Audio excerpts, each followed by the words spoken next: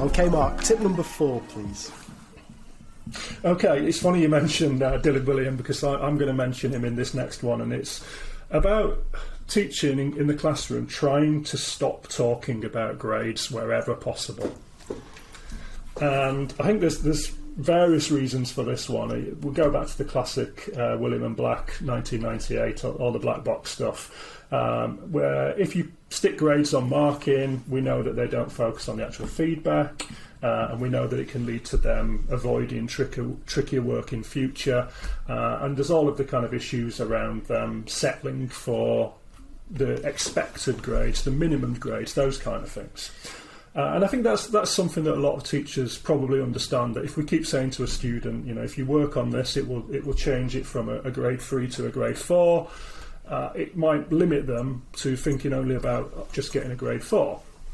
But I think that there's deeper issues with it as well, and it comes down to all of ideas around intrinsic and extrinsic motivation.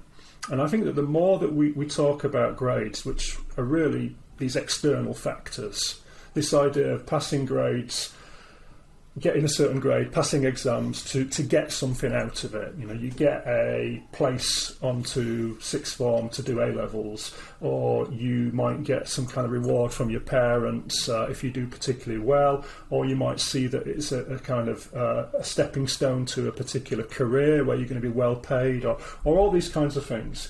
Or it might be that you get the recognition of doing really well and you get one over your peers and so on. And all these kind of external, extrinsic factors.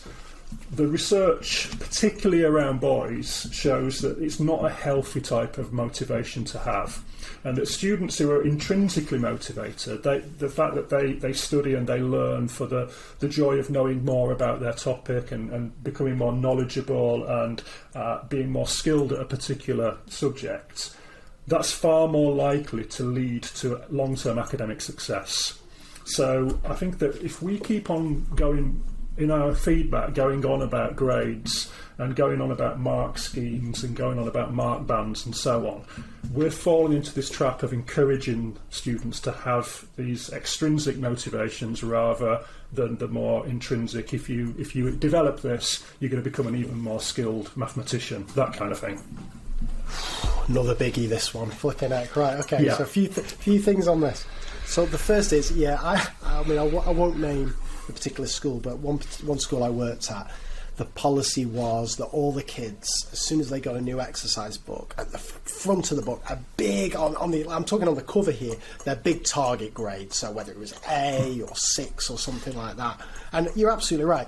The problem was, for some kids, like that target grade for a start was based on SAT scores, and they'd had a tutor for the SATs and they were never going to get it in a million years. So they were so far away from it that it was no motivation whatsoever. And as you say, other kids would just settle on that and think, well, I've got that in a particular assignment, so let's just ease off for the rest of the year. So yeah, I definitely see that a lot.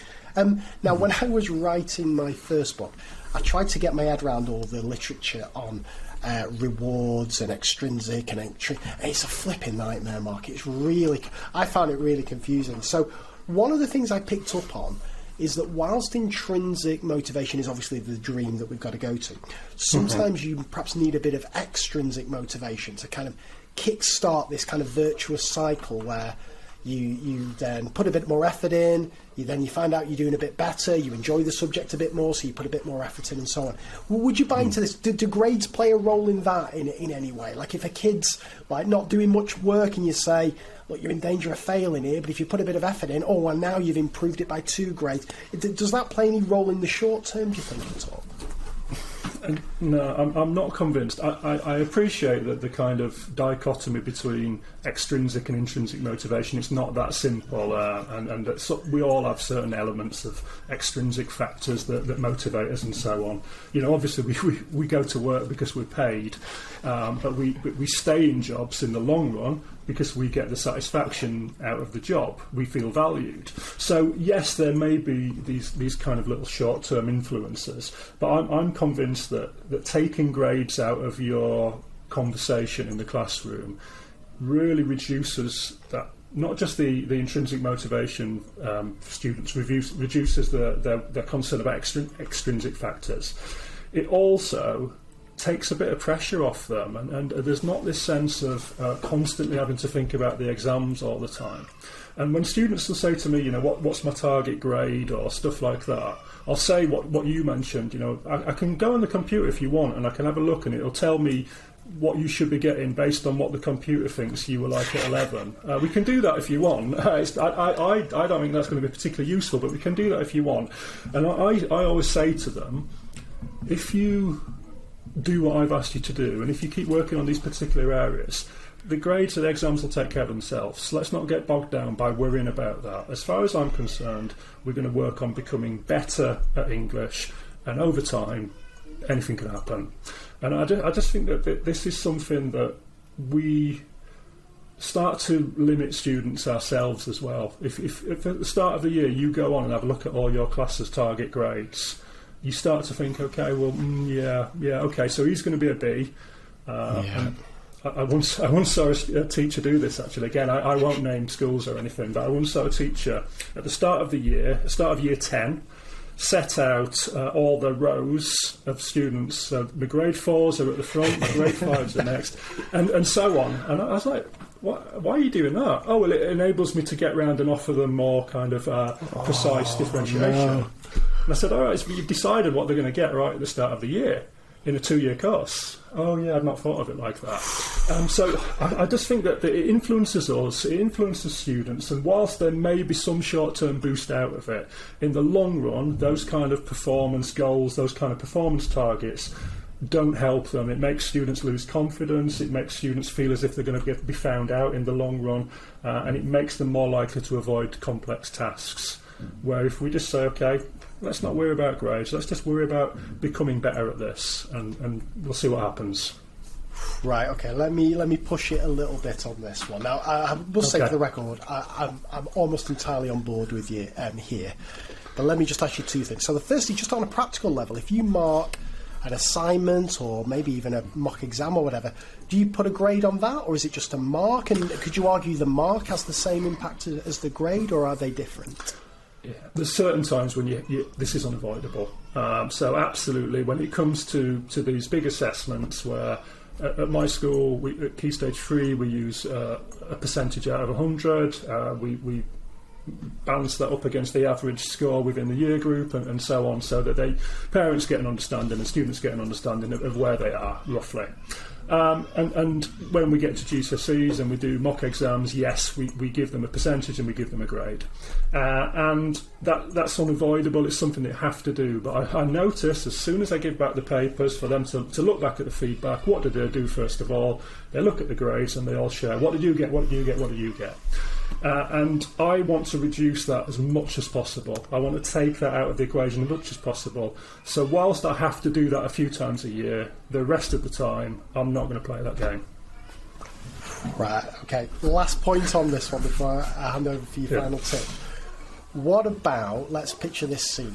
What about you've got a kid, and I've taught a few of these, and maybe you have too, who is genuinely motivated by grades and getting better. You've got this kid who perhaps, they've done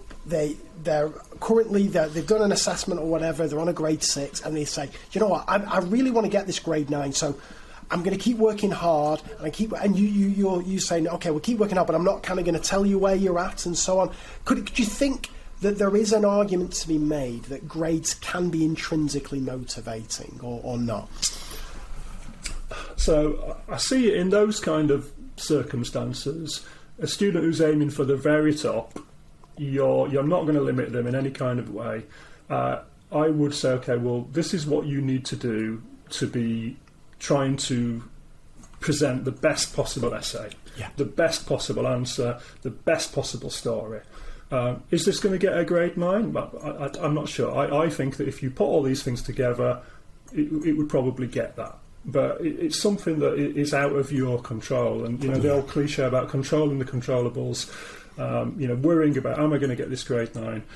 We know as teachers that only about 2.5% nationally get it. And I've taught lots of students who've got it, so I'm not saying it's something that's out of reach. But I suppose that I'd try to reframe it and just say, listen, you want to get a really, really good mark for this. That's absolutely fine. I'm going to show you how to do it. You do this. let's see what happens. And I just think, again, you can minimise it whilst at the same time not dampening down their motivations. I'm never going to...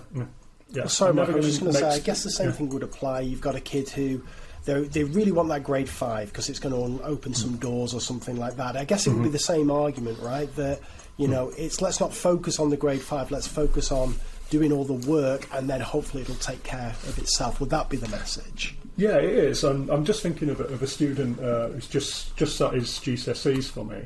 And I know that we do modular in Northern Ireland still, so they did some exams in November. And in the lead up to the exams, he kept saying, I'll be happy with a C, mate. If I can get a C in English, I'm sorted.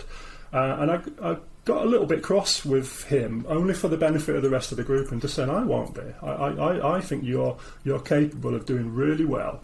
And I don't want to see anyone settling for less and just, you know, being comfortable and coasting. And he got his modules, and in one of the exams, one of the units, he got an A. And I said to him, I made a point of saying to him afterwards, you know, that's why I wasn't happy with a C for you. And he saw that, and that's something that I think can be a really valuable lesson for them. And yeah, we ended up talking about grades in that occasion, but it was one of the reasons why we fall into this trap earlier on. We start to limit them. Jeez, that would have been some story if he'd have ended up getting a D at the end of that, but luckily it worked out.